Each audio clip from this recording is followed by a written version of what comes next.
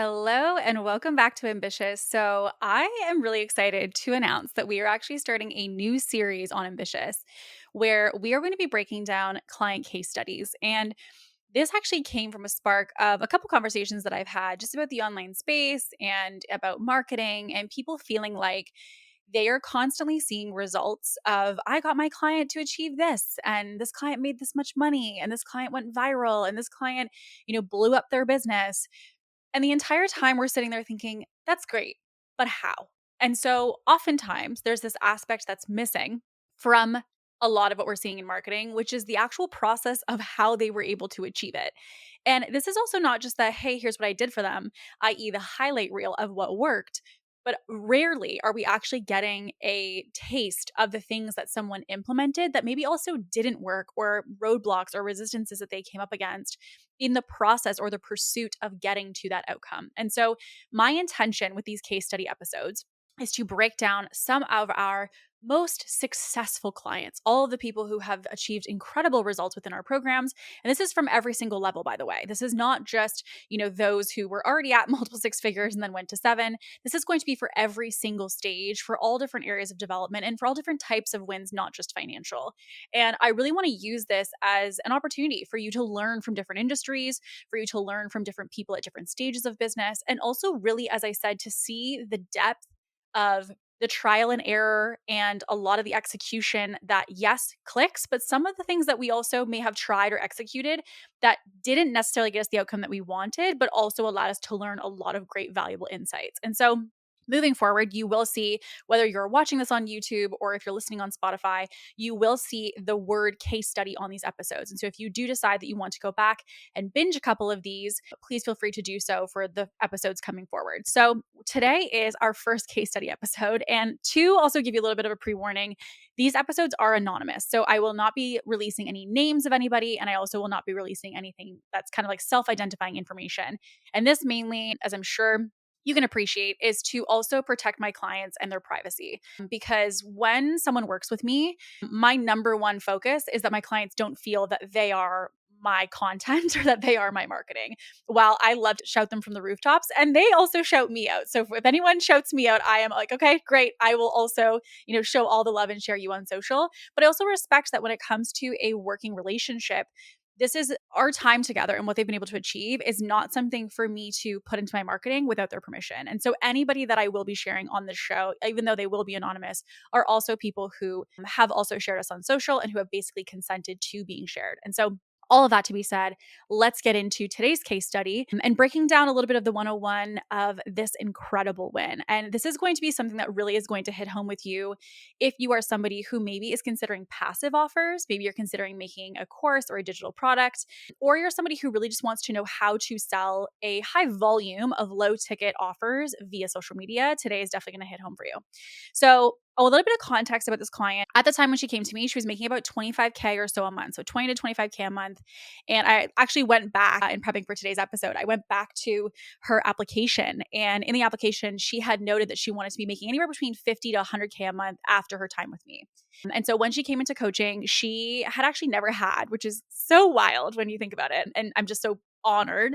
She actually never had a business coach prior to this experience. And so when she came into coaching, I actually remember our conversation because I had said, listen, you're obviously very successful already. You're already making, 25K a month. You've got a pretty good brand. You've got great marketing. Like, we've got a lot of really good fundamentals here to work from. And so I said, listen, there's two options here. You can join our mastermind. You can join private. And I remember I said, listen, you can join private. I pitched her private and I said, this is what it would look like. And this is, what the investment is. And I remember her being like, that's a car. that's a lot. I'm like, yeah, it is a lot. And I remember it's kind of like, now we joke and we laugh about it.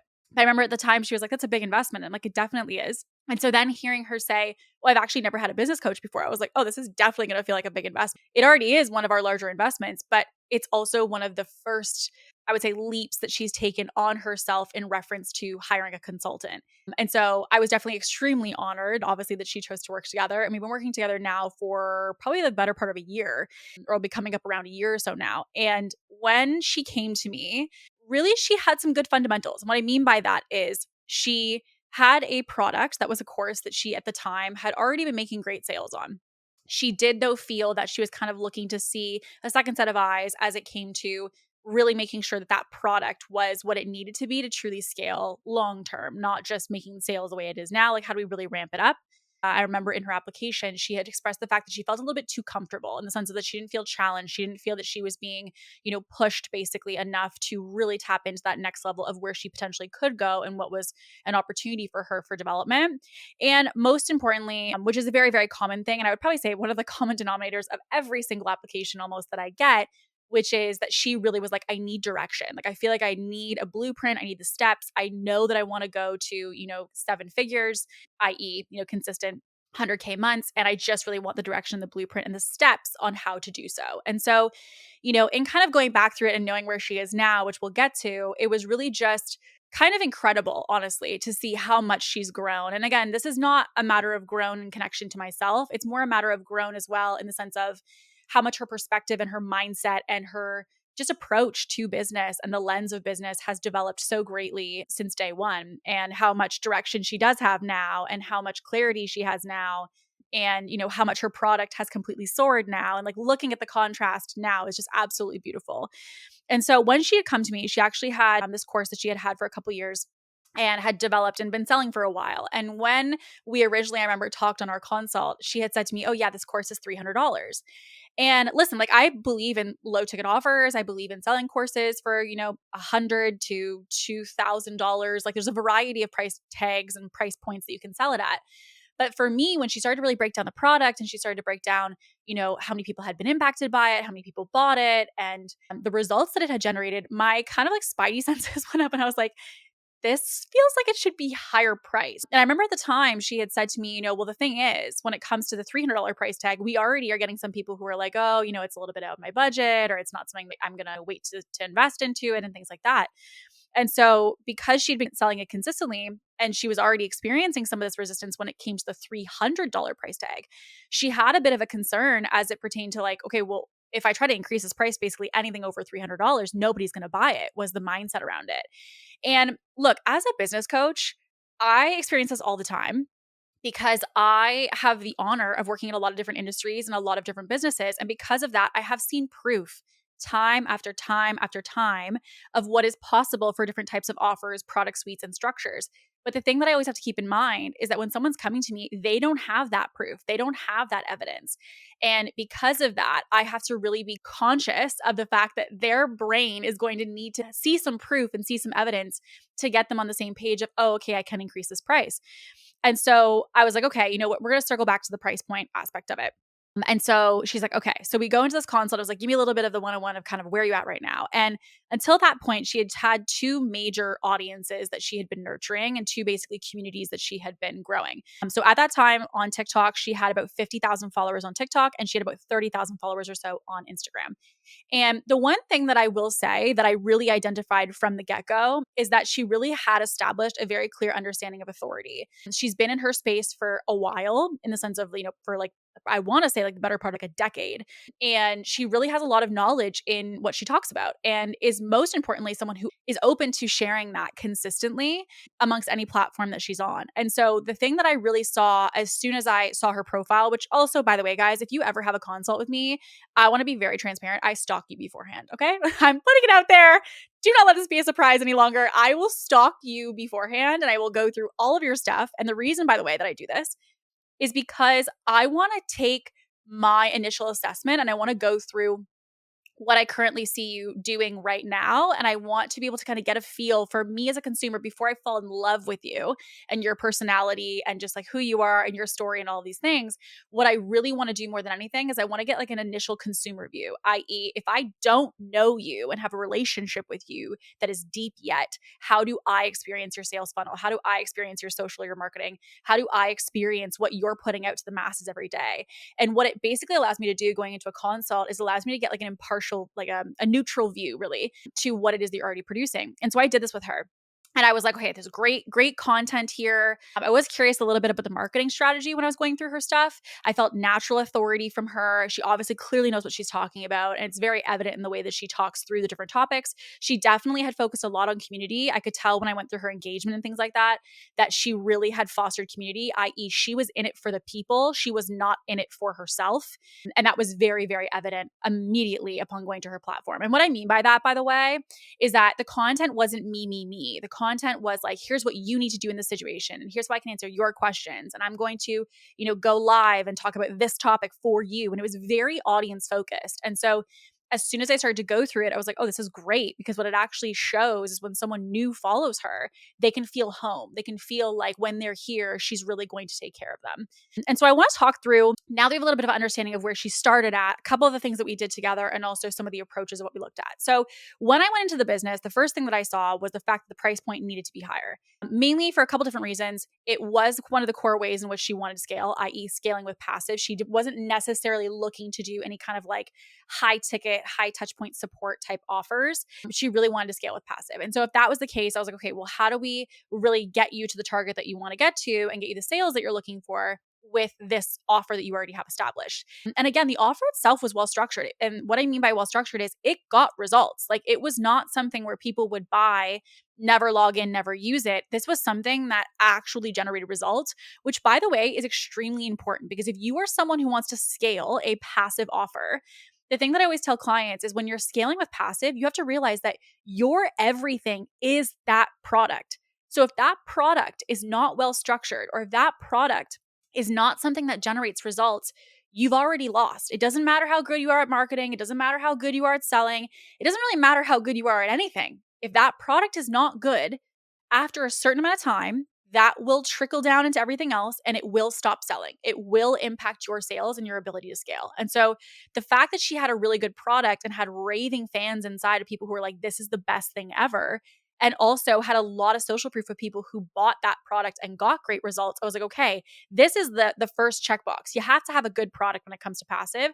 So seeing the fact that she had that was already a win to me. Seeing the fact that she had already started to build community and had depth and was very audience focused was also a win to me. But when it came to looking at all of this, where I wanted to start actually was the offer, because the offer I knew was too low ticket. And I was like, we need to increase this. So we actually did take the price from $300 at that time to now $2,000 for the same product. And I know what you're thinking, which is, if it's the same product, how did you take it from $300 to $2,000? And if I'm going to be completely honest with you, we did not change anything about the product itself. The product stayed the exact same. Now, the reason that I increased it to $2,000 is because she got results. It's because it was a well-made product. It's because it had insane amounts of value inside. And truthfully, if I can say it bluntly, she was undervaluing what she was bringing to the table. She was being a little too humble, and I love her to bits, but she was being way too humble. She was being a little bit too giving on the price point, in my opinion, for what she was offering. And this was also not just me increasing it to increase it. There was also the awareness that there were other products in the course market that were very easily selling at $1,000, $1,500, $2,000. And so I was like, this is not an ego price tag. This is a market competitive price tag. And so because of that, I had no resistance in being like, hey, we need to go to 2000. And I will tell you, the look on her face, she was like, there's no way. And I'm like, no, trust me. I've seen this time and time again, and I know all the thoughts and feelings that are coming up for you, but trust me, we need to take it to 2000. So she really didn't think it would sell, but because I had, again, great proof of people inside, we've got great results inside, I was like, this will work. Please just trust me. Like, just lean in and trust me as your coach, and please let me increase this price. So she's like, okay. So I said, here's the thing. When we increased the price, and we already had people at a lower price tag who were giving objections to it, or giving a little bit of resistance, I should say, to it, that to me oftentimes is a byproduct of the brand and the marketing play. It's not actually usually about the product. Now, the instance where it would be about the product, by the way, is if your product price tag or your offers price tag is really outside the norm for the other things that are on the market. So let's just say she came to me and she was like, I want to take this from $300 to $7,000 and I want to make it a course. At that point, I would say, yeah, like that's a big leap. And it's also something that's very outside of the realm of what's considered competitive within the course market, which means that you're really segmenting yourself. You're very much isolating yourself. When people are looking at multiple different products, they're going to, yes, cross compare when it comes to price, but they're also going to cross compare and see, are they generally speaking within the realm of each other? And so it's almost, if you take it out of a different context, almost like if you're looking for a contractor, say, to help with improvements on your home, if one contractor is 50, the other one is 55, the other one is 60, the other one's 59, they're all within the same realm of each other. If you get one that's 50 and you get one that's 120,000, it's such a big jump that it puts you into a totally different category. And so I knew that when I had suggested the 2,000, I said, listen, this is very much within the realm of what's normal in your market. So please be sure to lean in and trust me. And I knew that if we were going to charge $2,000, we had to use the marketing to set the expectation with people that that was the price tag. And so I actually explain this a lot. And when I go live and stuff, I get this question a lot. And one of the things that I talk about is the fact that your marketing really does determine your expectation when you go into buying something. So think about for yourself, if you were to go into a Chanel or a Louis Vuitton, right? When you walk in, you know that like the keychain at the front checkout is going to probably cost you like $500 potentially, right? $200 to $500 for this, the keychain at the front. Now, if you go, for example, though, into something like a dollar store, or you go into a Walmart, or you go into another kind of mass market store, you're going in because of their branding and their marketing with an expectation of what the products inside are going to cost. And so, same thing if you think about like an Old Navy versus a Banana Republic, right? The reason that we go in looking at things and expecting a certain price tag, and most importantly, are not shocked by them when they are expensive, is because of marketing and branding. And so the thing that I accentuated to her was the fact that if we were going to sell this at $2,000, we had to completely rejig the way in which we were doing marketing and bring a little bit more of a marketing strategy to it. So the thing that I will say around the marketing side, which was the second pillar that we focused on after changing the price, we recognized that she had really good social media content. Okay. So she was very consistent. That is one thing that I will tell you. This client is wildly consistent. And it's something that allows her to have the compound effect, which is the fact that she takes consistent action every single day. And because of that, it compounds over time to generate incredible results.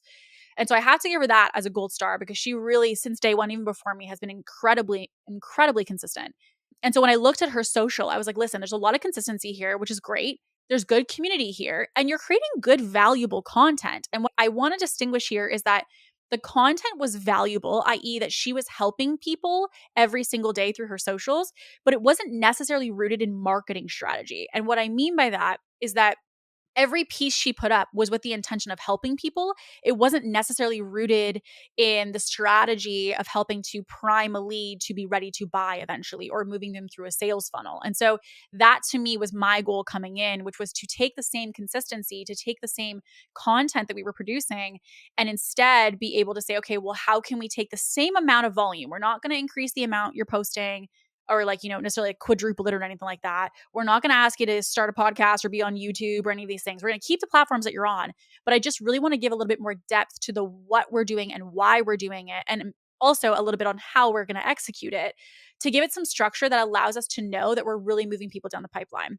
So one of the things that we did is we actually focused on her messaging. So we looked at, what this product was really going to do for people. And really not focusing on just what the product provided, i.e., like how long it was or what it taught inside, but I really wanted to focus on why is someone actually going to invest into this, i.e., what are the big problems that it is going to help somebody to solve? And most importantly, what are the big objectives or destinations that people are going to be able to achieve as a byproduct of buying this course? And it really was a matter of looking at the big impact of the course, a little bit less like the small tactical things it's going to do for you or the small baby wins. But instead, I really wanted to look at big picture. What is the domino that if someone takes this and they master the principles inside, how is this going to have an impact on their life long term?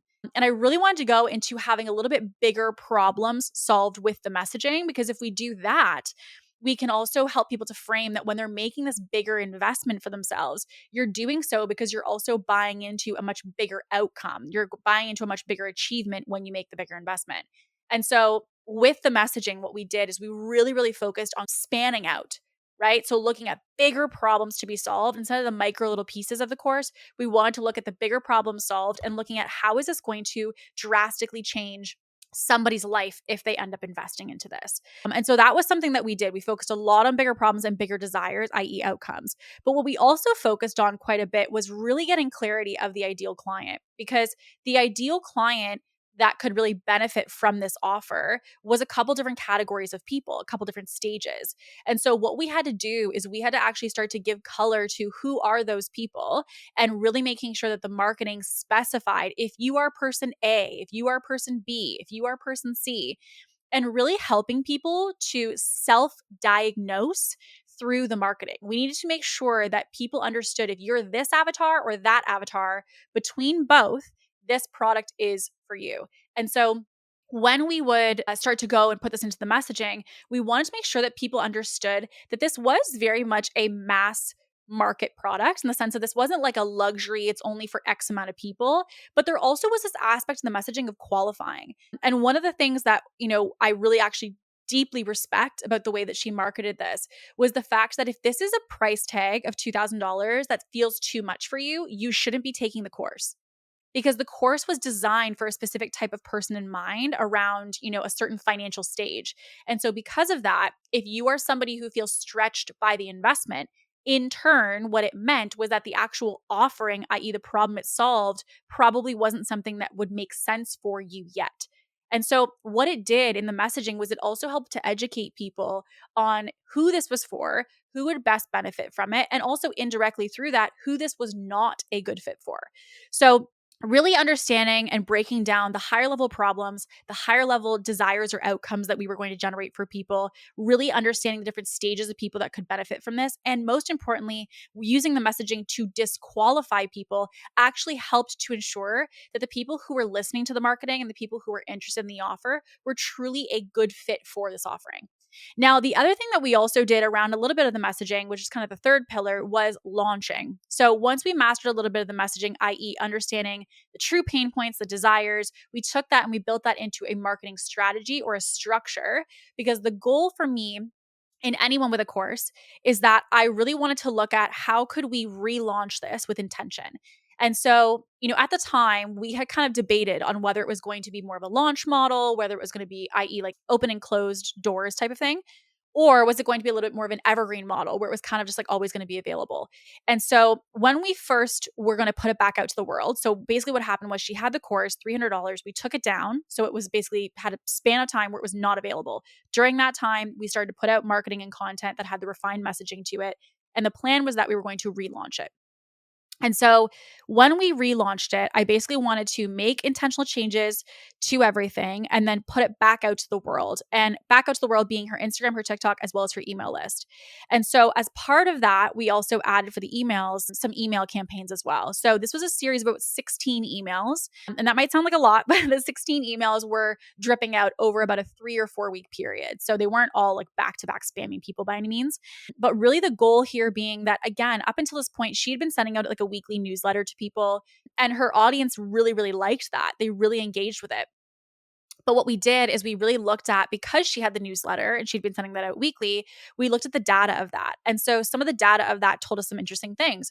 We started to see what was making people click, what kinds of subject lines were really activating people to want to open and create and increase her open rates. One of the things that actually was a very interesting, I remember this always stuck with me as a trend, that emojis, her putting emojis in her subject lines was a big factor that actually I saw a correlation with when it came to open rates, and same thing when it came to data in the subject line and also agitation in the subject line, i.e., like the mistakes you're making or don't do this, things like that.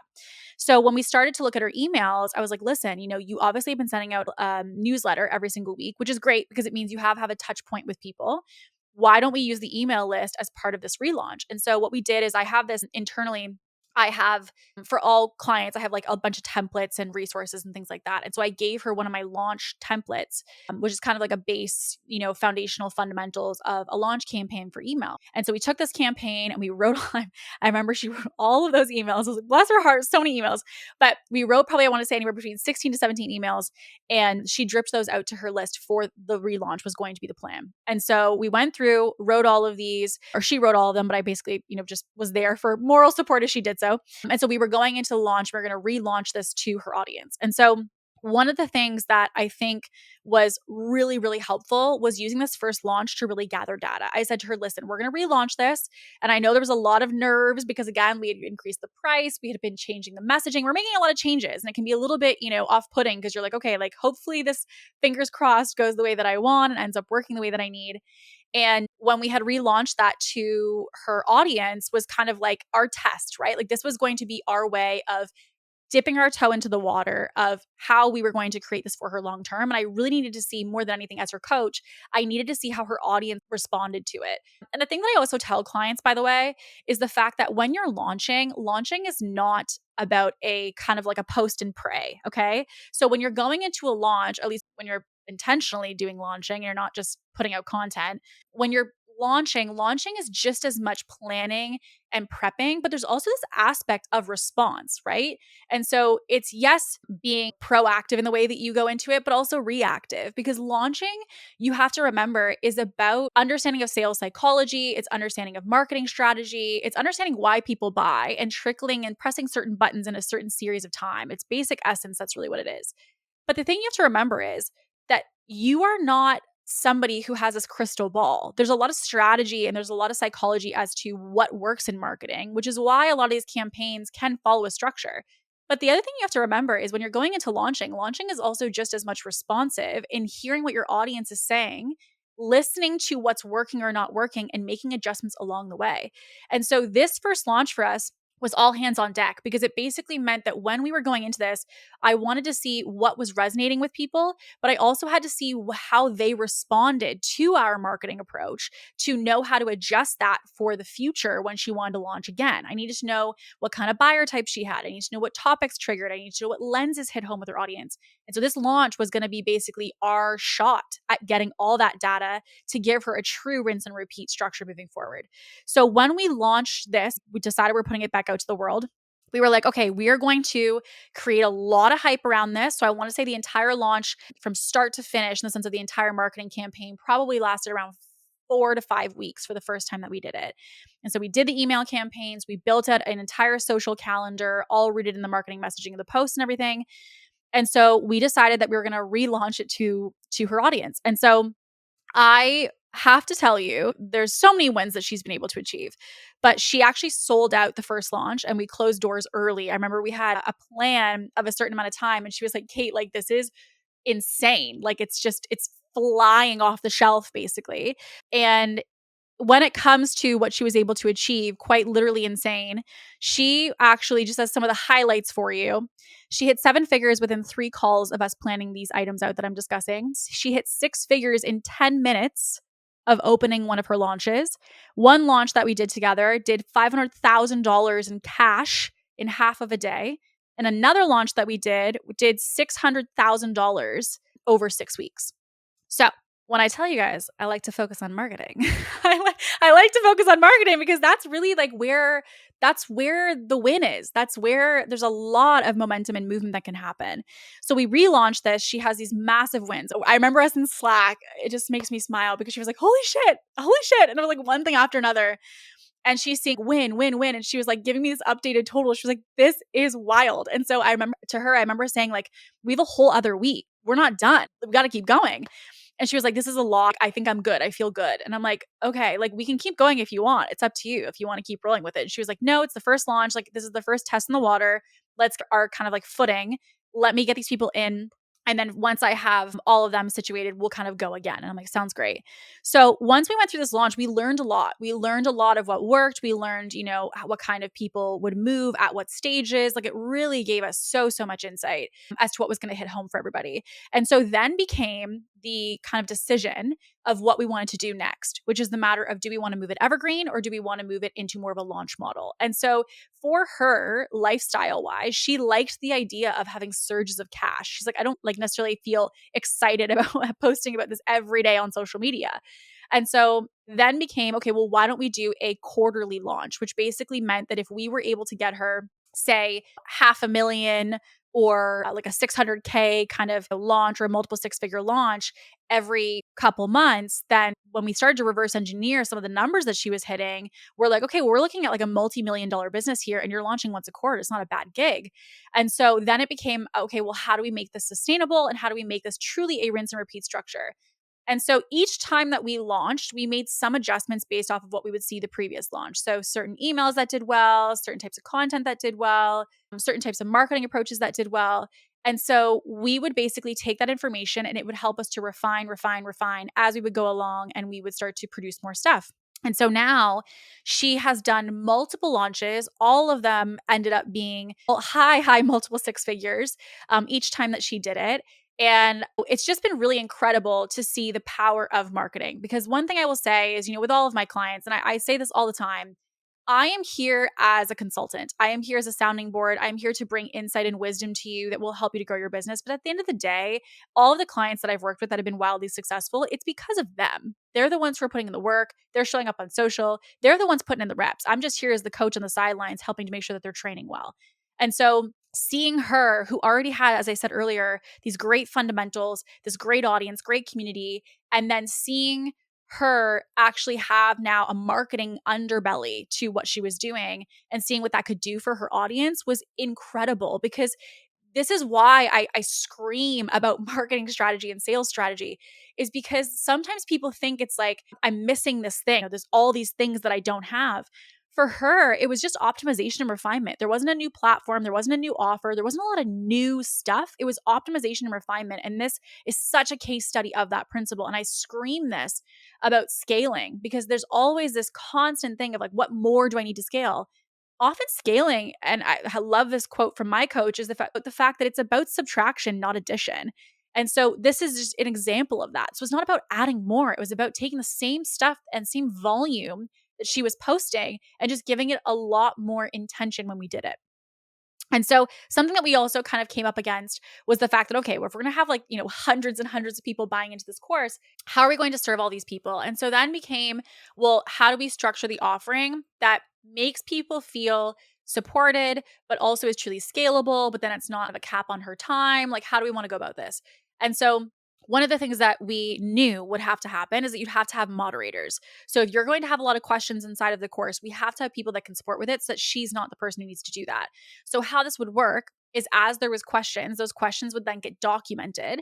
And as the questions got documented, i.e. what she would say in reply to those, then those became the standardized reply for the next time that question would happen. And so indirectly what ends up happening is you have this kind of like bank of questions that people are asking. And once you have that bank of questions, then you're able to kind of go back to that time and time again. Because when it comes to a course, 9 times out of 10, once you start to build that base of questions that people are asking, they're going to be pretty standard across the board. You're probably going to have a lot of people asking similar, if not the same questions over and over. And so that really helped to really, I would say, refine and kind of almost automate some of the client answering aspects of it. But one of the things that her audience wanted more than anything was access to her.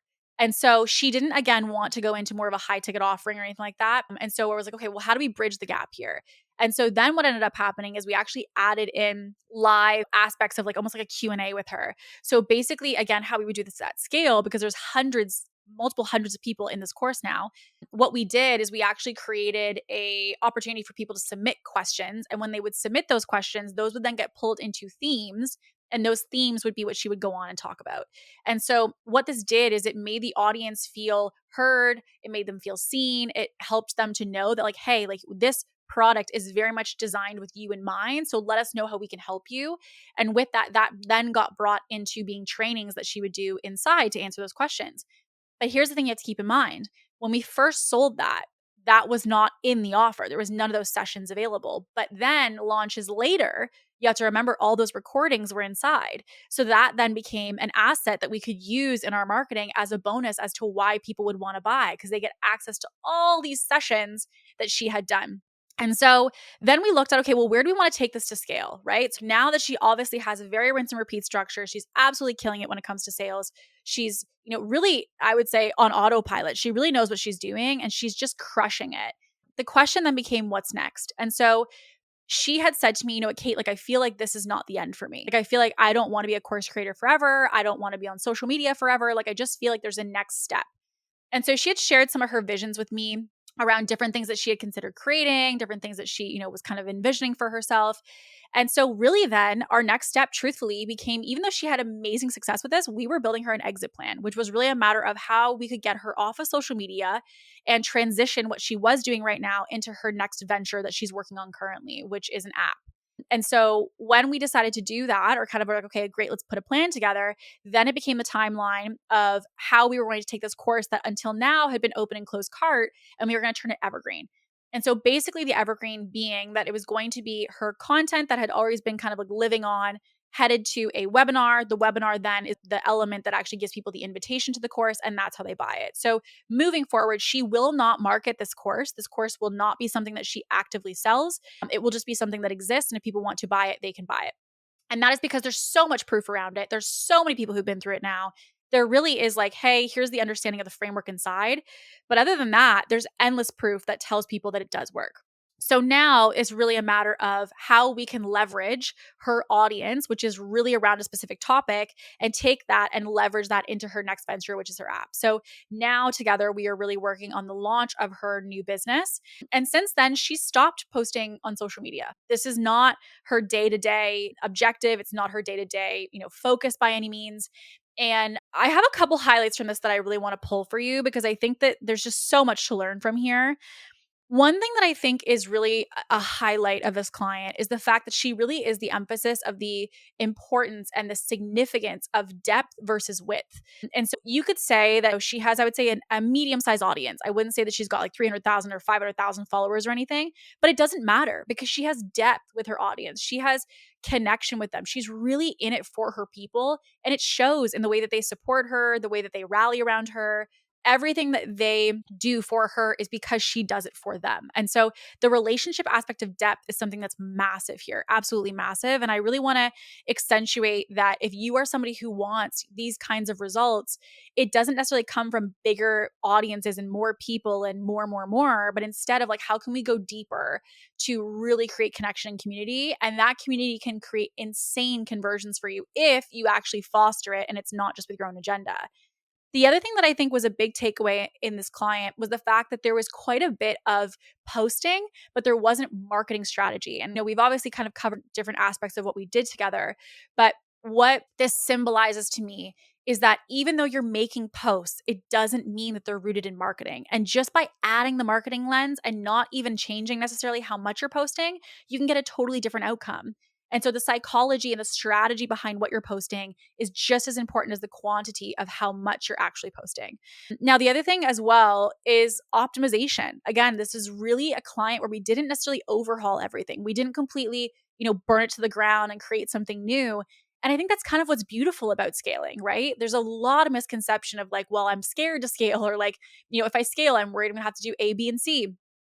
And scaling is not about more. It's not about drowning yourself in to-do lists. This client made changes and optimizations along the way, and it was incredible to see the results that she was able to achieve with keeping the same offering, the same platforms that she had always been on. And it's the exciting part to me because it means that if you can really go into scaling with the mindset of refinement and optimization, you can see incredible things happen when you focus on that being your lens instead of more.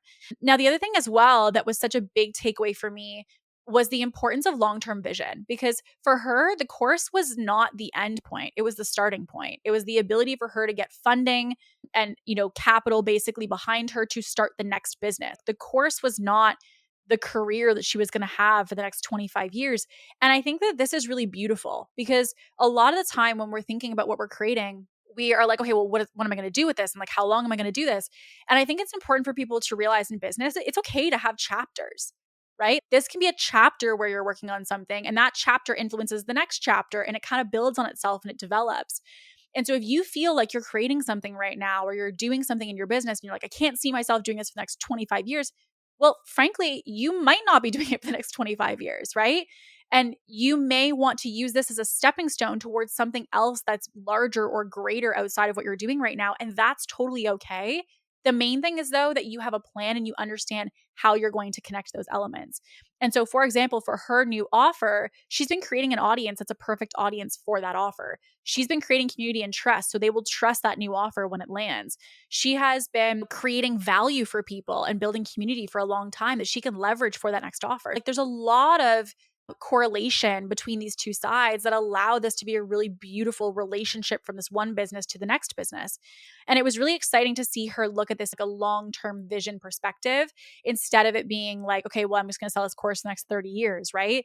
I really admire her ability to look at the long term and for her to look at the big vision. And truthfully, she's going to make, when we're looking at the revenue aspect, she's going to make tenfold in her next ventures that she's building right now than she ever would if she had just focused on the course. And again, I think the way in which she approached it of using this as a stepping stone toward the next thing was so insanely smart. And not to mention, aside from the income, she made such an incredible impact on so many people with this course already. And again, it's still available to purchase. So, a lot of the time when we look at results and you hear things like 7 figures and hitting 7 figures within 3 calls together, or hitting 6 figures in 10 minutes, hitting $500,000 cash in a day, or 600K in 6 weeks, it's sexy, right? Like, it's great. And it's kind of like, oh my God, that's so amazing. I want to do that. But I think it's important for us to go into the depth of the how, because it can be easy on social media to see those aspects and those wins and those highlights, but the context is what actually allows that to happen. None of what she has achieved would be possible without the reps that she has put in and the fundamentals that she has mastered. And so if you take anything from today, it's my hope from this story and from this case study that you can really see the impact of the simple things that, when mastered, can create insane results. This client has really, really mastered the fundamentals of business.